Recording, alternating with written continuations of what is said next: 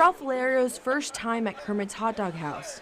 I am expecting the best hot dog I've ever had. His colleagues have been dining here for decades.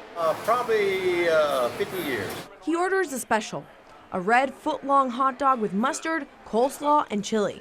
Ralph, so what's the verdict for you? It's very good. We'll definitely be coming back. Surprising? Not for co-owners Paul Church and Buster Williams. Once you come, we got you forever. You're hooked. You're hooked.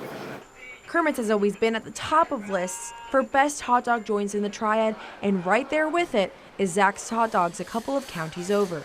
It's something about Zack's that if you're from Burlington, Alamance County, you're coming back to Zack's if you like hot dogs. Zack is the third-generation owner of the restaurant, known for their simple yet delicious hot dogs all the way with slaw, onions, chili, and mustard. What do you think is the one thing about Zack's that people think about when they think Zack's hot dogs? Good food and fast service. The owners of both restaurants agree that tradition, a family environment, and good food are the key to their success. Everybody knows everybody. That's basically it. Good old Carolina hot dog. This is the place to get it. I know almost everybody. I know exactly what they eat. I mean, I know Joe. I know that couple because their son works here. I know the man sitting there at the counter. I may not know their names, but I know what they eat.